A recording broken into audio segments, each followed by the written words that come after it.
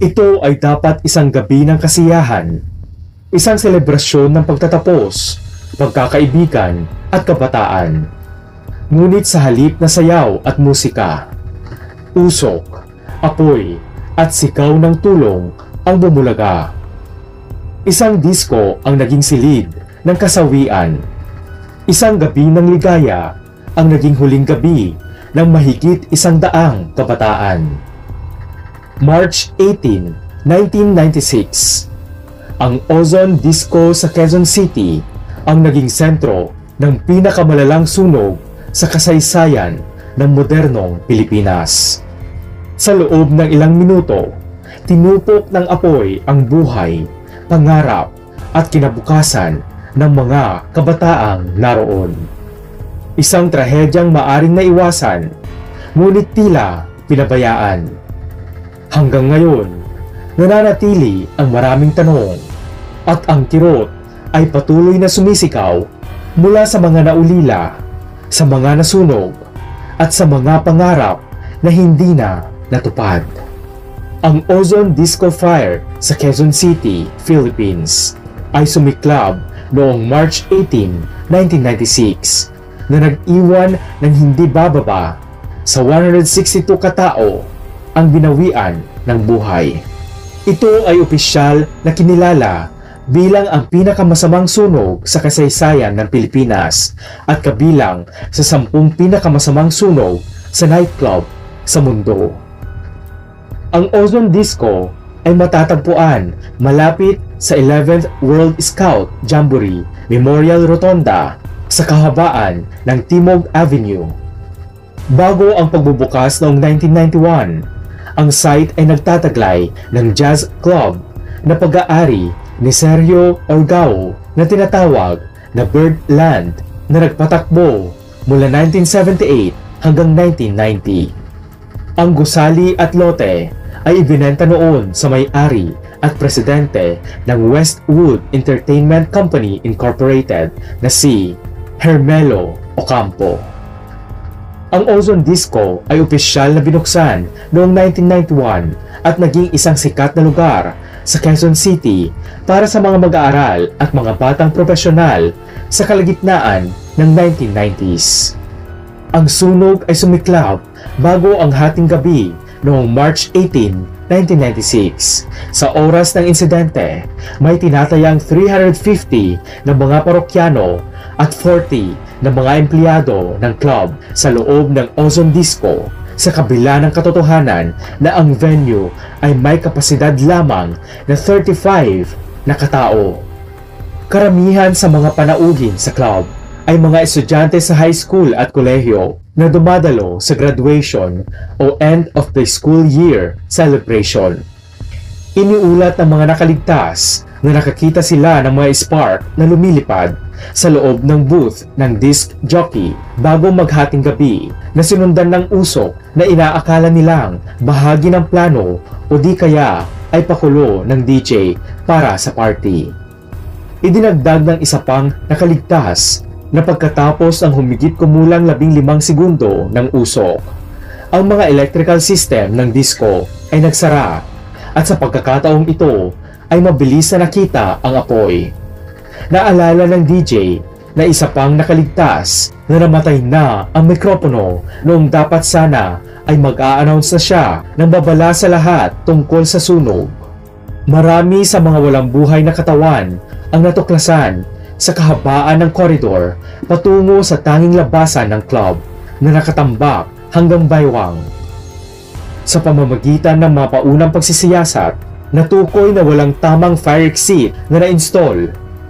Sinipi ang mga opisyal ng Quezon City na ang tanging alam na emergency exit ng club ay hinarangan ng isang bagong gusali sa tabi ng pinto na sinabi ng mga mamamahayag na ang nabanggit na emergency exit ay tatagos lamang sa female restroom ng isang katabing establishmento.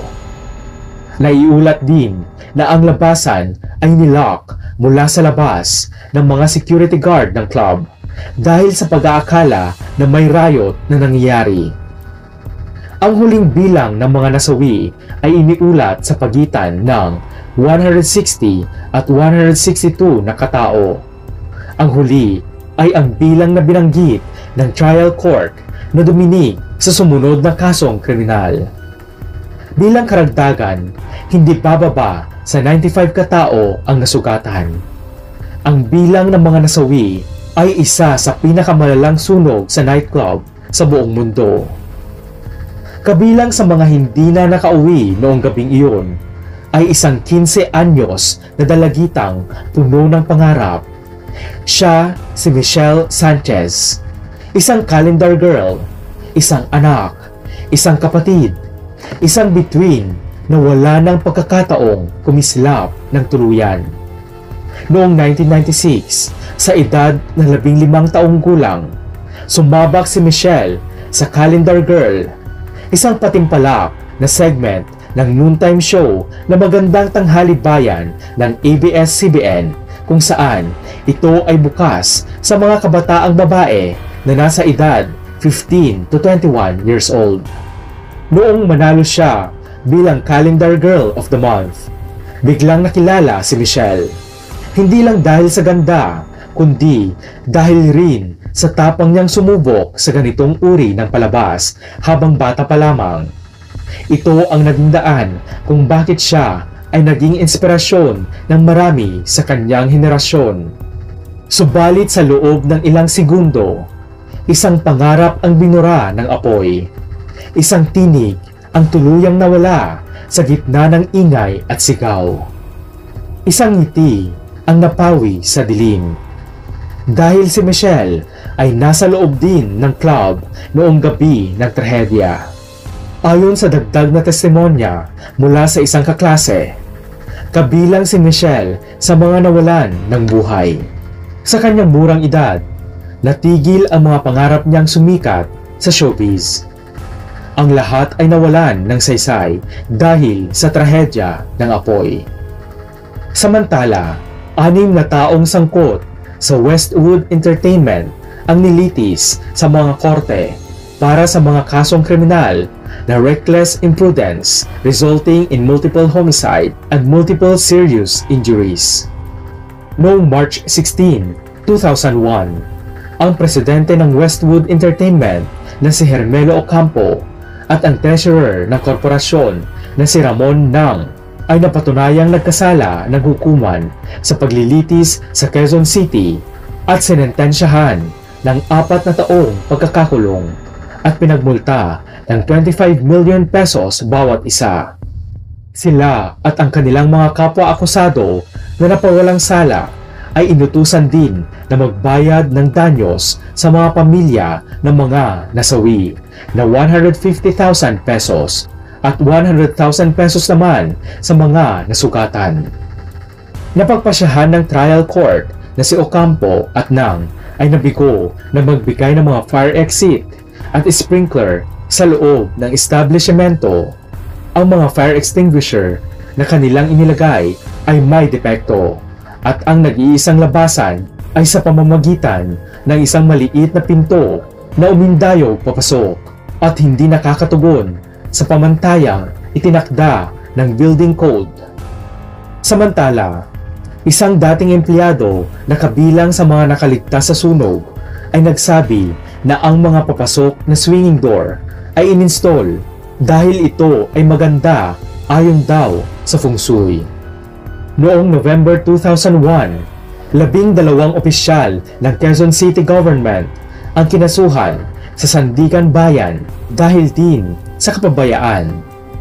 Noong 2007, isa sa 12 ang dating inhenyero ng lungsod at opisyal ng gusali ng Quezon City, si Alfredo Macapugay, ay na-discharge mula sa kriminal at sibil na pananagutan matapos ang desisyon ng Sandigan Bayan na wala siyang kamay sa pag-i-issue ng mga kinakailangang permit sa Ozone Disco Management.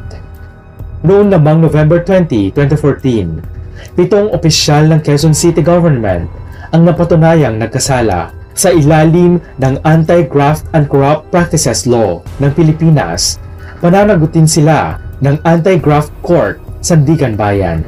para sa kapabayaan kaugnay ng pag-aproba ng building permit at pag-i-issue na pag-alamang ng Certificates of Occupancy para sa kumpanyang nagmamay-ari ng Ozone. May pananagutan din ang mga may-ari ng club. Pinagtibay ng korte ang desisyon nito noong April 2015. Kabilang sa mga ito ay sina Alfredo Macapugay, Renato Rivera Jr., Edgardo Reyes, Francisco Itliong, Feliciano Sagana, Petronilio de Lamas, at Rolando Mamaid. Ang mga pribadong respondent na napatunayang nagkasala ng graft ay sina Hermelo Ocampo at Ramon Nang, board members at stockholders ng Ozone at owner ng Westwood Entertainment Company Incorporated. Lahat sila ay nasentensyahan ng 6 hanggang 10 taon sa bilangguan, habang ang mga dating opisyal ng Quezon City ay pinagbawalang humawak ng pampublikong tungkulin. Pinawalang sala ng korte ang mga respondent na sina Raquel Ocampo, Rosita Cu, Sunny Cu, at Alfredo Chua. Ang istruktura na kinaroroonan ng Ozone Disco ay nanatiling nakatayo sa Timog Avenue, Quezon City, ngunit hindi ginamit sa komersyo sa loob ng mahigit 20 taon matapos ang insidente. Sa loob ng ilang taon pagkatapos ng insidente, nagkaroon ng pansamantalang alaala sa site na nagtatampok ng mga larawan ng mga biktima. Noong March 2015, isang linggo bago ang ika-19th anniversary ng trahedya, sa wakas ay giniba ang Ozone Disco Building. Ngunit sa kabila nito, ang mga kaanak ng mga biktima ay bumibisita pa rin sa lugar. As of October 2016, ang dating lokasyon ng Ozone Disco Club ay kasalukuyang inookupahan na ng isang sangay ng rice porridge chain na Guda, co-owned by television host Boy Abunda. Mahigit 100 buhay ang nawala sa loob lamang ng ilang minuto. Mga anak, kapatid, kaibigan, mga kabataang may pangarap na wala sa isang trahedyang hindi kailanman dapat nangyari. Ang Ozone Disco Fire ay hindi lamang kwento ng apoy. Ito'y kwento ng kapabayaan, kawalan ng pananagutan, at sistemang bigong protektahan ang kabataan. Sa bawat usok na kumalat noong gabing iyon, kasabay ding naglaho ang buhay ng marami. Maraming taon na ang lumipas, ngunit ang tanong ay nananatili, tayo ba ay natuto?